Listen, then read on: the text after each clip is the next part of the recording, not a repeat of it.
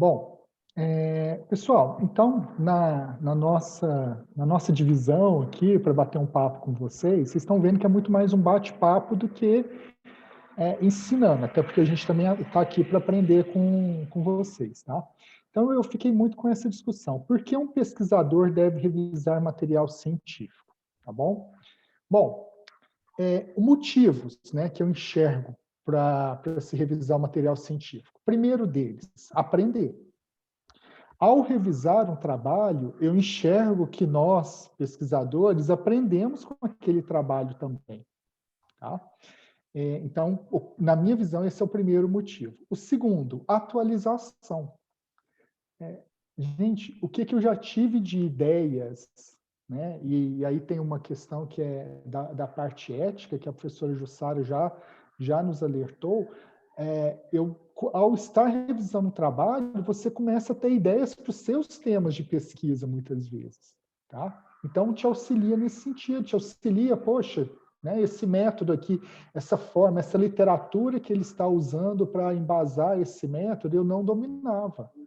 Né? Então, é uma oportunidade de você conhecer. E é raríssima a vez que eu pego, por exemplo, para avaliar um artigo, esse mesmo que eu falei para vocês, da revista Mackenzie. Por que eu demorei um pouco mais? Porque ele tratava de umas partes lá no texto que eu fiquei um pouco na dúvida. Eu até achei que o autor tinha interpretado de uma maneira errada, né, as fontes que ele estava usando. Eu busquei o artigo original e vi que não, ele interpretou de uma maneira correta. Então, quer dizer, né, naquele momento ali, eu achei até que existia um erro para o autor, né, quem tinha escrito o artigo. E ao buscar a fonte original que ele citou, eu visualizei, não, na verdade, a minha percepção que não era adequada, não era um tema que eu dominava tanto, e eu aprendi ali, eu me atualizei a respeito daquele tema.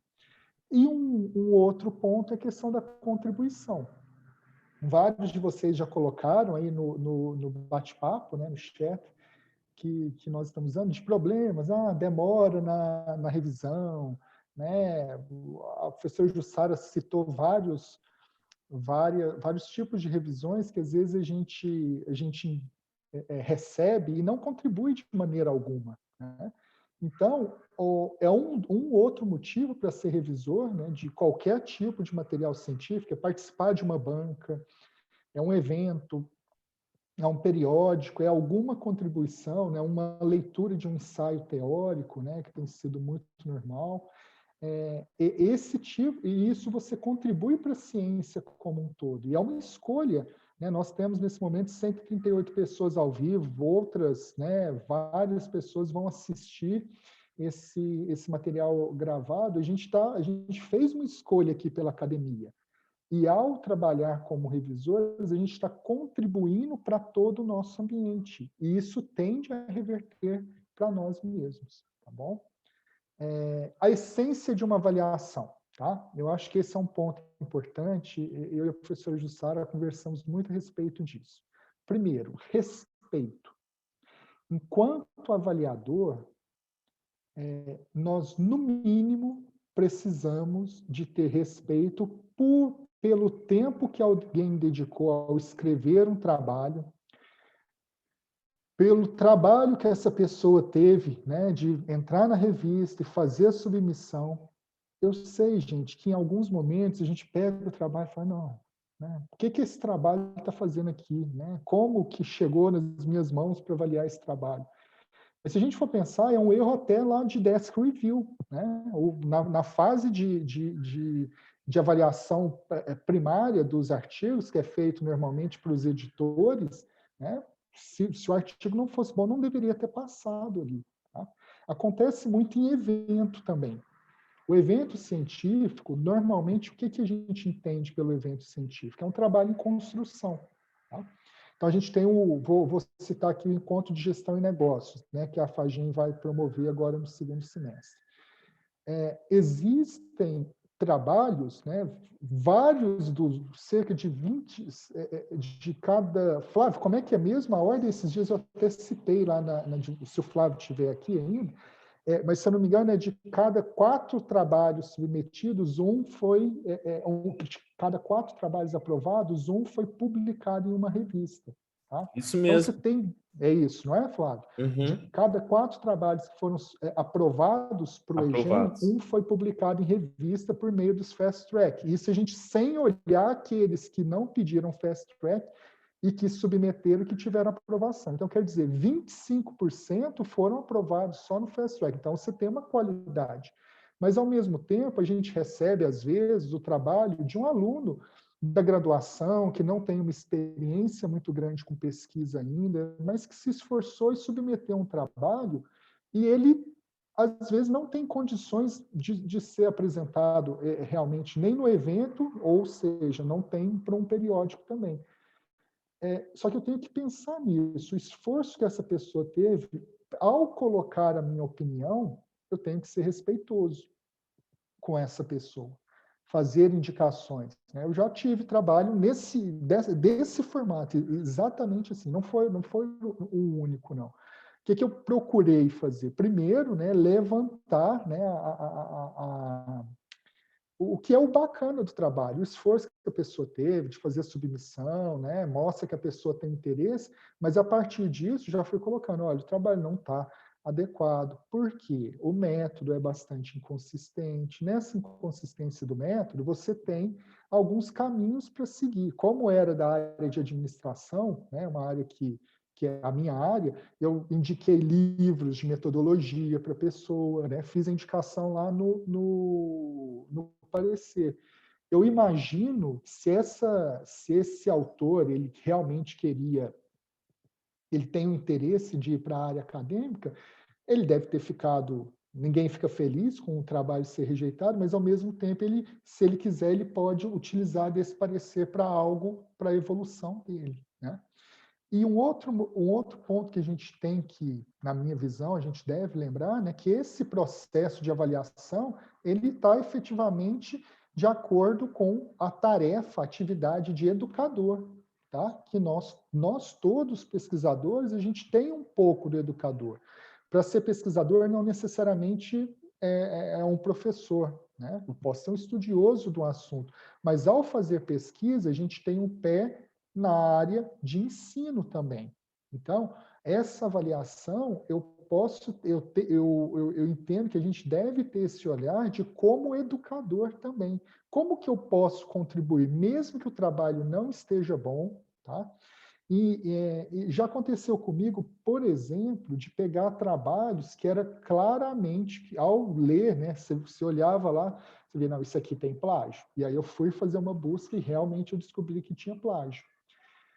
A primeira vontade que dá é falar, poxa, você não é ético, né? Assim, se a gente tivesse na frente da pessoa, às vezes você falaria algumas coisas, e depois eu comecei a pensar, será que a pessoa teve ajuda de alguém? Será que é o primeiro artigo? Será que entende, né, da importância e da seriedade que é um trabalho plagiado? A partir disso, eu busquei justamente o material que a Ampad tinha na época, eu acho que ainda tem lá no site deles, né, dessas boas práticas. Coloquei o link no parecer, falei, olha, essa parte é de tal trabalho, essa parte é de outro trabalho, a questão do plágio, isso é muito sério. A gente não sabe quem que é a pessoa. Às vezes ele não entendia, não sabia disso. De alguma maneira, se ele não soubesse disso, de alguma maneira ele foi auxiliado pelo parecer que foi dado, né? Agora, se ele sabia e foi intencional, ele viu também que os avaliadores não, né, não é tão fácil assim de enganar um avaliador. Requisitos para ser avaliador, que eu acho que é uma outra discussão importante, né? Você que quer ser avaliadora, você quer ser avaliador. Primeiro, compreender o papel do avaliador, tá? O papel do avaliador está naquilo lá que a gente falou atrás, né? É a contribuição efetiva que eu vou trazer para a área, é o querer aprender, é o querer auxiliar, é o querer ver na minha área, na área acadêmica, na temática que eu estudo, uma evolução daquele tema lá. Um outro aspecto importante é conhecer o foco e o escopo do periódico. A gente já discutiu isso. né? Acabamos de falar, o professor Jussar já falou, que o Luiz Cláudio, eu não lembro, acho que foi o Luiz Cláudio, né, que tinha colocado a dúvida sobre o que era Isso, o escopo. Foi, Luiz Cláudio, isso. isso. Então, é importante que a gente entenda o foco e o escopo daquele periódico, daquele evento. É importante que a gente entenda até um pouquinho da história desse evento. Existem alguns eventos na área, e isso vocês conhecem das áreas específicas de vocês, né? Que a gente sabe, olha, esse evento aqui é um evento já muito sólido, está há muitos anos, de uma associação bastante forte. Então, aqui, o nível do trabalho, às vezes, ele precisa de ser realmente um pouco melhor. Agora, um outro evento que tem um escopo um pouco diferente, já tem um público um pouco diferente, às vezes o nível de exigência eu vou ter que balancear. O que é importante da gente entender? Todo trabalho apresentado, ele tem que ter um rigor metodológico e mostrar, né, que foi utilizado de um rigor metodológico. Às vezes, para o evento, por ser um trabalho em construção, a gente enxerga pontos falhos que a gente coloca lá no parecer, né? Mas você indica para ser aprovado, tá? Por que que você vai indicar para ser aprovado? Porque no evento, aquele ponto pode, inclusive, ser discutido. Tá? O evento serve para isso. Agora, para o periódico, já é mais difícil. Então, no periódico, entendendo o foco e o escopo, o trabalho faz parte do foco e do escopo, ok. Tá? O trabalho, ele teve um rigor metodológico? Teve. Mas ele tem pontos a melhorar. Então, eu posso fazer um parecer indicando que a possibilidade de uma nova versão, para que a partir dessa nova versão a gente verifique se é possível aprovar, tá bom? Um outro requisito, conhecer o tema do trabalho a ser avaliado, né? Esse é um ponto importante. Eu não tenho, já recebi trabalhos, por exemplo, da área de finanças, né? Às vezes foi um equívoco até do próprio editor da sessão. Encaminhou um trabalho que eu não tenho, não me vejo com a habilidade de avaliar. Por quê? Porque eu não dominava o tema. Eu até olhei o método, né? O método também não era um método que eu conheço, mas não era um método do meu dia a dia. Então, falei, olha, eu não posso, esse trabalho eu não posso avaliar. Então, a gente tem que ter esse discernimento. Tá?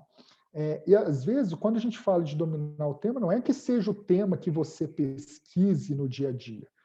O meu foco é comportamento do consumidor.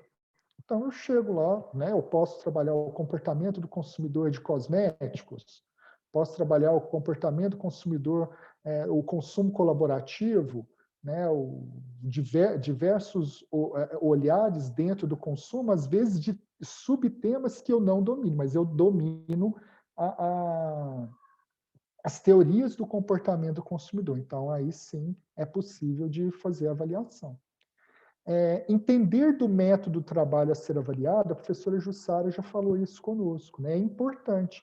Não necessariamente, gente, você tenha que ter já feito um trabalho usando aquele método, você tenha que ser um profundo conhecedor daquele método, mas você tem que, pelo menos, entender quais que são os aspectos centrais e necessários para aquele método, né? Que o autor lá que você está avaliando, que ele trabalhou.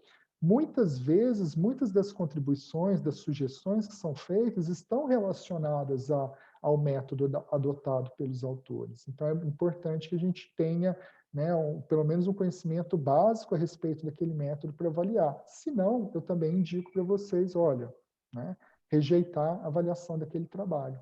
E uma outra questão, né? Pois não? Tem uma observação aqui, a do Rafael, depois nós vamos discutir, porque eu acho que ela é um pouquinho grande até.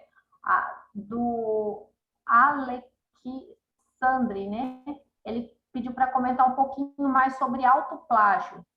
Uhum.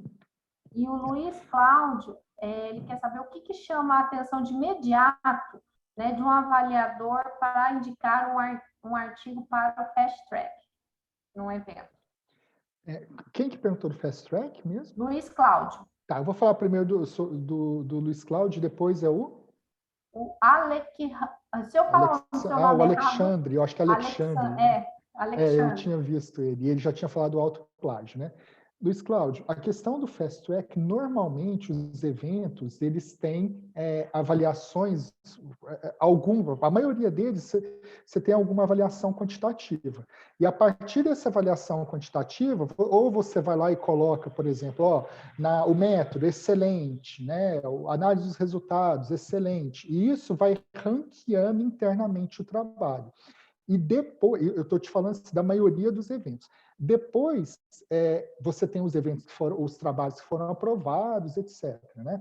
E a partir daquela avaliação, os editores, né, se juntam e vão pegar, olha, esses 3 trabalhos aqui foram os que receberam a maior nota. A partir disso, eles avaliam, né? Realmente, porque como você tem avaliadores diferentes, às vezes um avaliador pode ter pesado um pouquinho mais a mão, e o outro ter sido mais tranquilo na forma de avaliar. Então, normalmente é nesse formato que acontece. Alguns aspectos do artigo, né, que deixam ele mais claro, né, que ele tem um potencial maior. É uma redação clara e objetiva, tá? É você observar que o artigo inteiro foi construído com conexões, né? O que já aconteceu comigo? Às vezes eu pego um trabalho lá que na introdução ele fez um contexto bacana, ele até tratou de teoria ali na introdução, né, que isso é essencial para você mostrar qual que é a sua contribuição, mas quando você chega no referencial teórico, ele fala de autores que vão contra, às vezes, até aquele princípio adotado lá na introdução. Então começa a ficar, né, não tem muita conexão. Quando o artigo tem essa conexão, ele é objetivo, você caminha para o método, assim, você viu que a pessoa, né, que os autores tiveram um rigor muito grande, você vê a grande chance desse artigo ser aprovado, né, logo, ou passar por pequenas revisões, ou quando é num evento, a possibilidade dele ser também encaminhado, né, ser aprovado no Fast Track. E com relação à dúvida do Alexandre, né, desculpa se eu estiver falando errado, você até abre o microfone e nos corrija aí, por favor, o teu nome. O autoplágio, muitas vezes, ele vem do quê? Eu pesquiso esporte, tá? Particularmente é um tema que eu gosto, apesar que não tenho pesquisado muito ultimamente por causa dos caminhos que os meus orientandos têm tomado. Mas esporte eu pesquiso muito. Eu pesquiso, por exemplo, a intenção da pessoa ir a um estádio de futebol, tá? Eu conheço muito, então assim, vamos colocar, você conhece muito desse tema, você já tem muito material desse tema. Você vai fazendo, às vezes, uma pesquisa de dimensões diferentes do mesmo tema, tá? E, a partir disso, você começa a usar uma base teórica que você já adotou antes. E, às vezes, você vai fazer a escrita lá, fica muito parecido com de um outro trabalho. A gente tem que ter muito cuidado com isso. Ou, às vezes, alguém até que, de forma inadvertida, vai lá e pega parte do referencial teórico ou parte da introdução de um artigo seu que já foi publicado, mas é seu, e usa em um novo artigo a ser submetido. Isso é autoplágio. Tá? O plágio ele não é só com o trabalho dos outros. Se eu vou usar uma parte de um trabalho que eu mesmo utilizei, eu tenho que fazer a citação. No caso, vai ser uma autocitação que normalmente não é o ideal, a não ser que seja claramente uma evolução. Então, o autoplágio está muito nesse sentido. Tá joia? De eu utilizar um trabalho que foi meu em algum momento, que eu já fiz alguma parte dele, e você tem que tomar cuidado, até que às vezes, quando você olha no foco e no escopo da revista, algumas revistas colocam que o trabalho tem que ser totalmente inédito. Tá? Então, ele não, se ele foi publicado num evento, ele não deve ser submetido naquela revista, porque senão, né, teria uma questão de autoplágio. Tá bom? Espero que tenha sido claro aí. Se não for, você volta a colocar que no chat que a gente volta a debater. Okay? Professor André, ainda dentro do avaliador, vou falar uma observação que o Rafael fez aqui, né? Que ele pôs um lembrete, que acho que é importante a gente falar. sobre periódicos que são considerados predatórios, que devem ser evitados aos que querem ser revisores, pois não apenas agem de má fé cobrando dos autores para publicar seus artigos, mas também podem manchar a carreira acadêmica dos revisores que inadvertidamente participam destes journals. E aí ele coloca o link, né, o link principais periódicos predatórios, que são aqueles que cobram, né, com relação à publicação. E aí que a gente tem que ver algumas diferenças, que existem vários periódicos internacionais que você tem que pagar para o trabalho ser, né, se ele foi aprovado, para ele ser publicado, você tem que pagar, mas é uma taxa da publicação. Agora, esses periódicos predatórios, a gente cansa de receber, né? Eu recebo uns 10 e-mails por dia, né? Professor Jussara, com certeza, também, professor Flávio, os outros professores estão aqui, oferecendo para publicar nesses periódicos, tá? Alguns deles, se a gente pega, por exemplo, a avaliação nossa, né, do Qualis, ele tem até uma avaliação boa lá. Pessoal, mas qual que é a tendência desses periódicos predatórios, tanto para o revisor, né, que você está fazendo o que ali? Às vezes você pega um artigo, você faz os seus comentários, depois você vê que esse artigo foi publicado, sem considerar os seus comentários. E mesmo para nós, autores, o que a gente tem que pensar? Esse tipo de periódico, por mais que ele tenha uma boa avaliação hoje, se ele está recebendo qualquer trabalho só publicando por ter pago ali, as citações desses trabalhos vão diminuir muito, e isso vai levar a uma diminuição também da nota desse periódico com o passar do tempo. Tá? Então, eu acho que é muito do foco mesmo de você. E a gente conhece, né, um processo, se o processo foi muito fácil, né, da publicação, até a gente passa a achar até estranho. Então, fiquem atentos a isso mesmo. Mas é um tema bastante delicado e importante que... Quem que foi? O Rafael, né? Rafael, isso. Que o Rafael trouxe para nós. Tá? Um outro ponto, gente, que esse que eu acho que é crucial para o avaliador, respeitar as escolhas dos autores. Gente, eu já recebi revisão, né, parecer, elogiando o trabalho, né, falando que o trabalho estava muito bom, mas pedindo para mudar algo no trabalho que mudava a essência do que era a proposta, do objetivo. Tá? E aí, por que estava querendo fazer aquela mudança? Muito por uma visão particular do próprio avaliador. E aí vem dois aspectos importantes que eu vou levantar para vocês. Primeiro, o aspecto para os autores, tá? Nós enquanto autores. Quando nós colocamos, e todo trabalho tem escolhas que são feitas. Tá?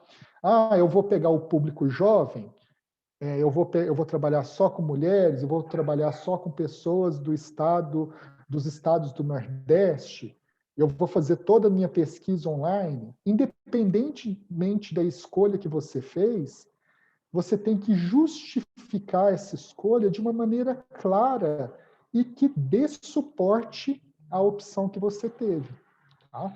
A partir do momento que você faz isso, você evita que um parecerista olhe lá e fale, poxa, ele pesquisou só jovens até 25 anos. Então, mas eu acho que não está adequado. Eu vou pedir para ele coletar mais dados com pessoas mais maduras para republicar, né, para trazer uma nova versão do trabalho. E aí a gente tem o erro do próprio... O erro pode estar tanto no autor, que não justificou de uma maneira adequada, mas o erro também pode estar no revisor querendo alterar de uma percepção dele. Gente, eu já aprovei trabalho que eu olhava e falava assim, gente, eu não gosto desse tipo de análise. Eu não gosto desse tipo de escolha. Mas os autores justificaram. Eu enxergava um outro caminho que eu achava que poderia ser melhor. Mas a escolha dos autores era justificada e também, né, às vezes o que eu pensava podia realmente até ser um pouco melhor, mas aquele que eles fizeram não estava errado. Então, nós, enquanto revisores, a gente tem que ter esse olhar, né? Um olhar assim, olha, está adequado o método, está adequado todo o contexto, às vezes eu faria diferente, mas não é isso. Você não pode fazer um parecer pensando, não deve, né? Fazer um parecer pensando no que você gostaria que fosse o trabalho, no formato que você gostaria que fosse o trabalho, tá? Para quem fazemos um artigo? Essa discussão, eu acho que ela é muito válida para a gente pensar. Então, a gente está falando de revisores e de autores aqui o tempo todo. Vocês estão vendo que a gente vai e volta, porque é um conjunto. Normalmente, o revisor também é autor, né? Então, para quem que nós fazemos um artigo? A gente tem que ter na mente, ao fazer um artigo, o meu primeiro público-alvo são os avaliadores. São as pessoas que vão pegar aquele trabalho e vão avaliar. O meu segundo público-alvo são os leitores no geral. O meu terceiro público-alvo, né, o terceiro foco meu é para contribuir efetivamente, né, com a academia, com a sociedade, e por fim que vem nós mesmos, tá? Também é uma questão interessante. Eu adoraria só pesquisar sobre futebol, só sobre Fórmula 1, mas chega um momento, será que aquilo está trazendo uma contribuição efetiva? Será que aquilo é o tema, a temática mais relevante para esse momento? Tá? Então, esse olhar aqui para nós, enquanto autores, é muito importante. Ter essa visão. O meu primeiro público é o avaliador. Então, eu tenho que fazer as justificativas adequadas, tá? Eu tenho que deixar claro quais foram as escolhas da minha pesquisa, ok? Tenho que pensar a respeito disso. Professor André, vou fazer Pois uma não? observação aqui, que eu acho importante esse Uhum. nós mesmos, esse quarto ponto aqui, né, da construção do artigo, né? Às vezes você chega e faz artigo e fala assim, por que eu estou fazendo esse artigo, né? Um item importante que a gente sabe que você gosta de time de futebol, não tem jeito, né? De marketing esportivo, mas a gente também tentar alinhar isso. Isso é muito importante, porque na hora que quanto papel de avaliador, se nós mesmos estamos pesquisando, a área sobressai, né? Então, aquela área que eu gosto mais de me dedicar, aquela área que eu estou pesquisando, e aí faz o mesmo reflexo. Você vê que o quarto item vai para o primeiro, ao mesmo tempo que você é autor daquela linha que você está escrevendo, ao mesmo tempo você vai ser avaliador, né? Então, é um retorno, esse fazer o artigo, essa construção realmente de você tentar verificar essa possível contribuição com você mesmo em particular, para a área que você quer, o que você quer fazer. Eu acho que é o momento dessa reflexão de avaliação de artigo, vai muito bem assim, para quem fazemos esse artigo, né? Para que você se propõe a escrever um artigo, você se dedica lá horas, ou às vezes um ano e meio, né? Se dedicando para fazer um bom artigo, aonde você quer contribuir? Para você primeiro, né? E também ser avaliador, porque se você está pesquisando aquela linha já para a construção de um ano e meio, com certeza você vai ser um bom avaliador daquela linha. Vai ter experiência, justamente.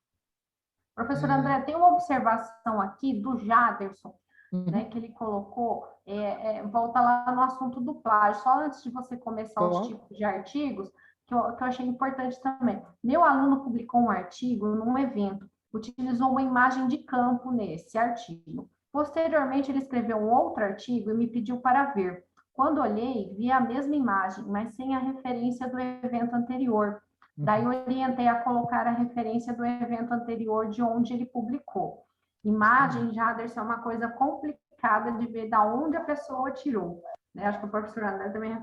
E principalmente se não colocar a fonte, mesmo que foi dele mesmo. Você está falando de imagem, mas vou citar um exemplo que eu conheço de um professor que colocou...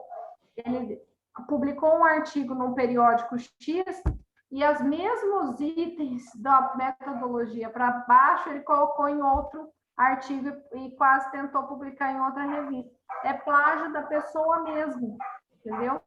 Então, tomar sempre esse cuidado também, porque mesmo que é uma imagem só, em marketing a gente cobra muito essa questão de fontes, de figura, da propaganda principalmente, imagem de pessoas, é muito delicado a gente trabalhar com imagem. O professor André acho que vai reforçar essa ideia também. A gente tem um perigo a gente publicar muitas vezes coisas com imagem, a gente tenta ao máximo evitar a imagem que utilizou, principalmente em experimentos, algum tipo de pesquisa assim, mas que você conseguindo que ele construiu ou ele tirou a foto, seja de responsabilidade do autor, né? E realmente tem que colocar a referência. E se foi ele que publicou no evento anterior, ele também deve colocar que foi ele que retirou com autorização, né? Das pessoas que de repente estão nessa imagem, o que foi. E que é um perigo copiar dele mesmo do autor que pode ser notificado. Às vezes, como a gente tem um conjunto de avaliadores, né, às vezes de algumas áreas que são poucos, e de métodos são poucos, você verificar aquela imagem naquele experimento na revista A e na revista B, for a mesma pessoa que vai avaliar. Você logo vai identificar que foi plágio do próprio autor. Acontece. Mas eu acho que foi a forma que você agiu foi certo. É Flávio? Não é Flávio, não é, é Rafael, Jaderson. né? Jaderson. Né, que o Jaderson agiu foi correta. Se eu não me engano, foi uma fotografia. Né? Isso, foi um aluno de graduação que eu tenho, está no 7º período agora, e ele tinha feito um trabalho de campo com alunos de escola, antes da pandemia, e depois ele usou a mesma imagem. Então... não, você está certinho. Se foi publicado, tem que contar. Você fez certinho, senão pode... A imagem é até um pouco mais difícil de passar, porque você tem hoje os softwares de plágio, né, para verificação de plágio. A imagem é um pouco mais difícil de se perceber. Mas o que você fez com o seu aluno é mostrar realmente o rigor científico, e é isso mesmo. Né, muitas vezes a gente pega um modelo lá, um modelo que mostra como que eu peguei de tal autor. Eu fiz uma adaptação, então não é igual ao do autor, mas eu tenho que colocar lá, adaptado de fulano de tal, mesmo que não seja aquela mesma imagem. Se eu usei a ideia que o outro autor adotou, eu tenho que seguir, né? Eu tenho que respeitar essa autoria lá. Você fez certíssimo, Jair. Pessoal, na sequência, aqui só para levantar, acredito que todos, né, vocês dominam isso, mas os tipos de artigos que nós temos, né? Um ensaio teórico ou um artigo teórico, aqui é muito importante, porque o revisor, ao aceitar um trabalho, né, que seja um ensaio teórico, que ele tem um domínio claro da teoria a respeito daquele tópico. Tá? Porque aqui não vai ter a questão metodológica. Então, o que é importante? Que eu domine muito. Aqui eu tenho que dominar de uma maneira mais aprofundada aquele campo teórico que foi abordado no ensaio, né? Nesse artigo teórico. Tá bom? Um artigo científico, ou teórico empírico, o que ele já faz? Né? Já vai lá, já pega a teoria e já leva para uma aplicação, para um teste dessa teoria no dia a dia. Então, aqui eu tenho que conhecer um pouco, eu tenho que conhecer o tema, né? Não necessariamente de uma forma tão aprofundada como no ensaio teórico, mas diferente do ensaio teórico, eu tenho que ter algum domínio do método que foi utilizado pelos autores. O caso de ensino, que aí já é uma outra abordagem, né? Uma abordagem bastante específica, e normalmente os periódicos que aceitam o ensaio, eles deixam claro, né, qual que é o formato. O mesmo acontece com os relatos tecnológicos ou artigos aplicados. Tá? E aí a gente tem também os artigos de opinião, que aí normalmente já são aprovados pelos editores dos periódicos. Bom, a base de um artigo, o que é? Eu tenho que trazer, né, isso tanto para nós escrevermos o artigo, quanto para a gente avaliar. Qual que é a proposta de pesquisa desse trabalho? É uma proposta de pesquisa robusta, ela traz originalidade, ela traz efetivamente uma contribuição para o estado da arte do tema. A fundamentação teórica abordou os principais autores, ela está condizente com o objetivo do trabalho. O método teve o rigor para responder corretamente o objetivo que foi colocado, é um método que foi bem aplicado. A análise dos dados foi feita de maneira correta, né? Os dados que foram, né, as informações que foram geradas a partir da análise desses dados respondem efetivamente à minha proposta lá, né, o meu objetivo de pesquisa. E as considerações finais, elas respondem ao meu objetivo? Eu vejo a discussão com a teoria, que para algumas áreas isso é essencial, né? Normalmente, a área de ciências sociais aplicadas é essencial você ter essa discussão com a teoria para mostrar o que o seu trabalho evoluiu frente aos trabalhos anteriores. E, por fim, né, quais são as contribuições que esse trabalho apresenta. E aí também vai um pouquinho de cada área. Na nossa área, né, ciências sociais aplicadas, da nossa área, minha área, né, e da professora Jussara. É importante, é essencial primeiro trazer a contribuição teórica, mas também é importante trazer uma contribuição gerencial, que aí seria uma contribuição mais prática a respeito daquele trabalho. E aí eu pergunto para vocês também, como que a pesquisa contribui para o estado da arte do tema analisado? Essa que é a pergunta central, de novo, no nosso caso. Esse trabalho, ele contribui para o estado da arte, efetivamente? Ou seja, ele considerou os trabalhos anteriores, ele observou as lacunas nesses trabalhos anteriores, as sugestões nesses trabalhos anteriores e fez um estudo que deu um passo à frente na teoria. Se você consegue comprovar isso, gente, num artigo, ou se o artigo que você está revisando, né, ele mostra isso de uma maneira muito clara, a chance do trabalho ser aprovado e ser publicado é muito maior. A gente já falou da questão da autoavaliação, né? E um ponto a professora Jussara recentemente deu um curso a respeito disso, né? Da autoavaliação de trabalhos. Eu considero isso um ponto muito importante. Quando nós somos pareceristas, a tendência é que os nossos trabalhos também melhorem. E aí eu, né, questiono vocês, autoavaliar, né, fazer uma autoavaliação do próprio trabalho é uma tarefa fácil? Gente, eu considero mais difícil até do que avaliar o trabalho de outra pessoa. Por quê? Vamos tratar aqui dos requisitos, né? A primeira questão é que muitas vezes a gente está apaixonado pela nossa própria pesquisa. Eu costumo falar, né, com os alunos, né, os colegas, os orientandos. Gente, se você está achando que seu trabalho está lindo demais, está perfeito demais, tem algum problema aí. Eu não conheço um artigo que você não possa apontar, fazer, olha, isso aqui podia ter sido um pouquinho diferente. Tá? Isso aqui poderia ter sido de uma outra maneira, às vezes poderia ter dado um resultado melhor. Todos os trabalhos são isso. Muitas vezes a gente apaixona pelo nosso trabalho. E quando a gente recebe, às vezes, até o parecer de um avaliador, a gente olha com raiva do sujeito, né? Alguns merecem a nossa ira quando não dominam o tema e falam coisas que não têm muita lógica, né, para o trabalho. Mas a gente tem que ter esse olhar, né? Quando eu vou observar um trabalho meu, eu tenho que ter um olhar do avaliador e não, né, da minha paixão, do tempo que eu gastei ali. Ao avaliar o próprio trabalho, né, a gente tem que entender o que é importante. Ao fazer um trabalho, gente, a gente conhece os detalhes, né? Isso acontece muito na explicação do método de um trabalho. Você está lá fazendo a explicação do método do seu trabalho, depois você já tem alguns resultados, então você já está super animado, você faz a explicação do método de uma maneira muito sucinta, muito rápida.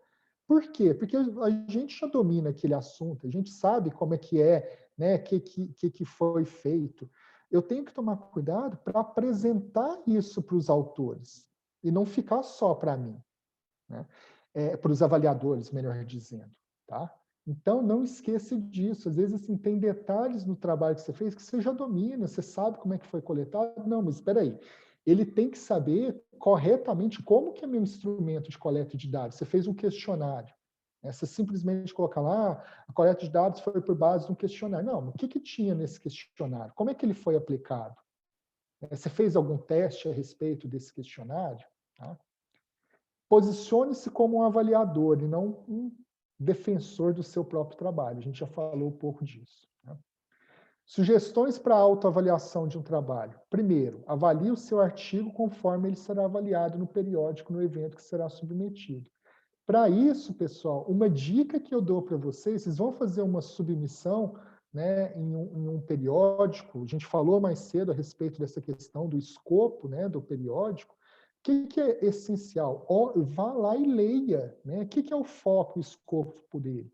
Ler atentamente as informações para os autores, ler as diretrizes para os autores. Você se cadastra, né? Faça o cadastro como avaliador e lá você vai ter o que são os direcionamentos para os avaliadores, como que um avaliador, quais são os passos que o avaliador deve seguir para fazer a avaliação do artigo. Aí você vai fazer o trabalho inverso, entendeu? Você vai fazer uma primeira avaliação, né, do seu trabalho, considerando as diretrizes da revista. Então, isso é bastante importante a gente fazer. E também solicite que outros pesquisadores tenham um olhar do seu artigo. Isso é muito normal, né, de se fazer. Deveríamos fazer até mais, às vezes por falta de tempo, por querer publicar logo o trabalho, a gente já pega aquele trabalho, já faz uma submissão. Mas eu tenho alguns colegas que às vezes eu tenho um artigo aqui, eu falo, ó, Danilo, olha aqui esse artigo para mim, avalia ele rapidinho aí, né? Às vezes ele já traz umas contribuições que eu já aperfeiçoo e já envio para o periódico de uma maneira diferente. Tá? Pessoal, finalizando essa parte minha aqui, com o passar do tempo a gente foi criando, né, ferramentas para serem usadas justamente nessa própria autoavaliação dos artigos. Esse checklist que eu estou colocando aqui, a gente não vai ficar detalhando ele totalmente, mas eu fiz com base em vários outros artigos, né, em vários formatos de pareceres que a gente tem que ter em artigos. Tá? Fui pegando o que eu achava que era melhor de cada um. Esse checklist passou pelas mãos de vários colegas meus que são avaliadores, e a gente construiu, né, foi uma construção comunitária mesmo, né, de equipe, esse checklist para vários pontos do artigo. Então, assim, a gente pode usá-lo de diferentes maneiras, né? Como que eu muitas vezes utilizo? Por exemplo, os alunos lá do mestrado e do doutorado têm que fazer um artigo numa disciplina que eu ministro. Beleza. O que eles... um dos requisitos é que eles passem esse checklist da versão final do artigo. Então, eles vão olhar lá e observar, por exemplo, ó, na avaliação geral, né? O título, ele está adequado? Né? Ele tá um pouco, ele é um bom título, então nota 4. Não, é um título muito bom, ele é criativo, ele atrai, né, os leitores, então eu vou ter nota 5, tá? Esse artigo, ele traz uma contribuição muito clara e relevante, né? Então eu vou preencher aqui, tá? Vou colocando a nota. Isso serve, então, para a própria autoavaliação nossa, mas também, em alguns casos, que você é convidada ou convidado para fazer um parecer para um periódico, que ele tem lá simplesmente os comentários, né, para você enviar, tanto para o editor como para os autores. Então, você pode seguir, né, essa lógica, fazer as adaptações suas, dependendo de cada área, para ter um olhar a respeito desse trabalho, para saber se o trabalho está realmente bom ou não, tá? Então, essa que é a ideia aqui. Então, como a gente vai disponibilizar, acho que eu não vou ficar focando em cada um dos itens, não, só falar de uma forma geral, né? O primeiro seria a avaliação geral do trabalho. Um outro aspecto que a professora Jussara, né, falou lá de uma forma mais rápida, mas ela disse também para nós, são os aspectos formais, a redação do trabalho. Gente, você pegar uma redação que não está boa, com problemas de pontuação, com problemas de concordância, você já vai com todo mau humor para avaliar aquele artigo, que mostra, no mínimo, que a pessoa não teve um rigor, não revisou adequadamente aquele trabalho, né? Às vezes a pessoa não tem o domínio da língua, pode até acontecer, mas que ela passe para alguém que tenha esse domínio, tá? Então, esses aspectos formais também, a questão de normas de formatação. Gente, enquanto editor, né, vários trabalhos a gente tem que devolver falando, olha, você não olhou lá as diretrizes dos autores, né, com relação às normas. Então, quer dizer, ele formatou o trabalho, enviou, mas enviou no formato errado. Então, tem que estar atento a esses aspectos formais também. Aí a gente já passa para o conteúdo do trabalho, né? 3 aspectos aqui para avaliar a introdução do trabalho, coloco o objetivo, porque a introdução eu costumo falar o seguinte, o que é uma boa introdução? É aquela onde que o objetivo, você não precisava nem escrever o objetivo, que ele já foi, né, delineado ali no transcorrer da descrição da introdução. Então tem aqui, né, a relevância do tema, né, a proposição desse objetivo, a qualidade da introdução. A revisão da literatura, né, eu tenho que olhar aspectos, né, ele tem uma consistência, né, teórica, ele apresenta o estado da arte, as fontes adotadas aqui, né, a gente está falando de autores, né, em termos de são os principais autores daquela temática, né, são os autores mais relevantes, e as fontes utilizadas também, tá joia? Aqui tem até umas questões que eu adoto, que tem muito a ver com a minha área, às vezes com a sua área não tem, então vocês façam as adaptações. O método utilizado, né, também tem 3 aspectos para a gente avaliar a respeito desse método. A apresentação dos resultados, né, está adequada, foi feita, gerou um resultado de qualidade, né, metodologicamente ela foi feita de maneira correta, e aí a gente chega nas considerações finais, onde que eu tenho que apresentar o meu objetivo foi respondido claramente, ocorreu uma discussão com a teoria, eu posso fazer essa discussão tanto lá na análise dos resultados, como daqui nas considerações finais, né? Mas, enfim, gente, é um método, né, um checklist que a gente criou nesse sentido. E aí eu tenho a somatória da nota, né, depois é só somar a nota e dividir isso por 24, que eu vou ter de 1 a 5, como é que está essa avaliação. E o mais interessante é a gente saber em que pontos que podem ser melhorados, tá? Não é o checklist perfeito, eu não conheço nenhum checklist que seja perfeito, aliás, mas é uma possibilidade para vocês. E aí vocês vão ter acesso lá com o material que a gente vai encaminhar para o Flávio, tá bom? André, antes da gente começar a parte do EGEM, o Fabrício tinha colocado aqui, acho importante a gente falar um item que ele postou aqui, sobre a questão de como identificar as referências, a ideia da pesquisa, se ela foi dividida em várias unidades publicáveis, as fatias de salame lá, é isso, Fabrício? Olá, boa noite. Isso mesmo, Sara. Em algumas situações de revisão, eu já tenho percebido, não acontece sempre, mas em algumas situações, os autores fazem, né? O senhor falou do autoplágio, faz as referências próprias a alguns trabalhos anteriores, e quando a gente vai verificar, até para ver o fit, porque às vezes a gente tem que identificar se as referências realmente fazem sentido ao trabalho, em alguns sentidos eu percebo esses salmon slices, né? Ele divide, parece que veio de uma tese ou de um mestrado, e vai dividindo aquela mesma ideia, e aí você consegue identificar que ele está na revista X, depois na Y, depois na outra, e você, poxa, parece que é só uma continuidade, o trabalho é o mesmo, o título é bem parecido. E aí, como é que a gente pode tratar isso, até para dar como sugestão aos autores, quando a gente estiver fazendo esse tipo de avaliação, porque senão isso acaba sendo, fica permanente, ele vai trabalhando aquilo ano a ano e continua seguindo, né, aqueles mesmos dados, você percebe que é o mesmo roteiro, tudo certinho ali. Já aconteceu, Fabrício, assim, eu vou te dar, aí aqui a gente está trocando ideias, né, Fabrício, não é a resposta verdadeira, eu vou te falar do meu exemplo, da minha vivência. Já aconteceu na revista que a professora Jussara é editora hoje, né, na Remarque, é uma revista bastante importante para a área de marketing, e aconteceu algo parecido. E o que eu fui vendo? Falei, gente, peraí, isso aqui tá. Eu já vi isso em algum lugar.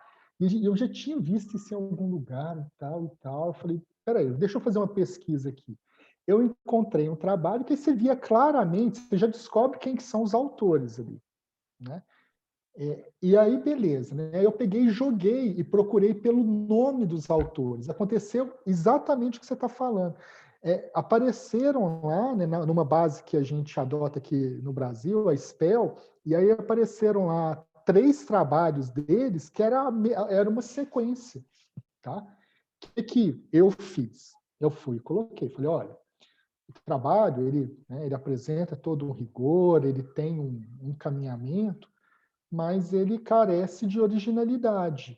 Originalidade em qual sentido? Né? Já foi feito a gente não pode falar porque você não tem a certeza absoluta, né? Mas tudo mostra, porque eu não tenho acesso ao nome dos autores, né? Mas, né, já carece de originalidade porque tal trabalho publicado em tal revista, outro trabalho publicado em outra revista, fala da mesma temática e cita, inclusive, as mesmas fontes. Né? Foi mais ou menos esse o parecer. Foi um parecer até fácil, né, que eu fiz, que quando eu estava caminhando lá, quando eu vi o título e o resumo, eu falei, gente, eu já vi isso em algum lugar. Aí eu fui pesquisar e encontrei. Né? Não era o mesmo trabalho, mas ele mudava uma variável lá. E aí, se você for um olhar para a revista que ele estava publicando, não tinha contribuição. Né? Então, é um caminho. E o que é legal, né, Fabrício? Com o passar do tempo, a gente vai reconhecendo isso.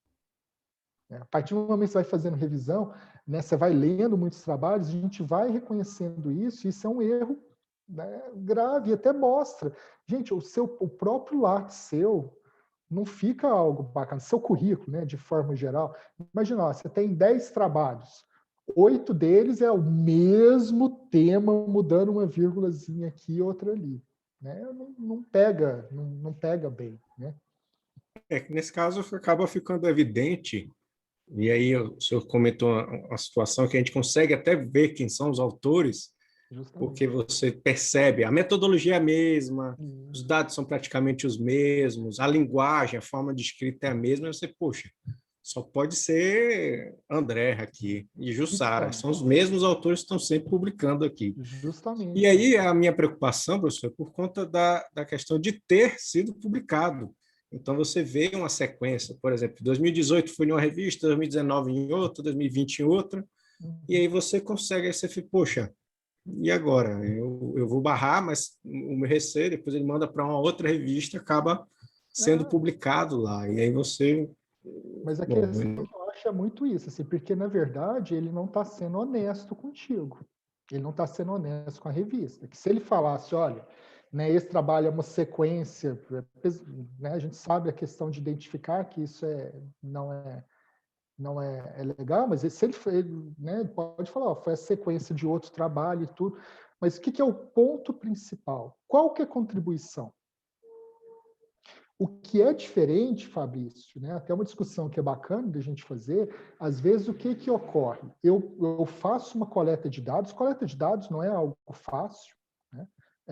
Coleta de dados não é algo tão tranquilo de se fazer. Então, eu faço uma coleta de dados, aproveitando, na mesma coleta, eu tenho objetivos já pensando em fazer 2 trabalhos diferentes. Isso não é problema.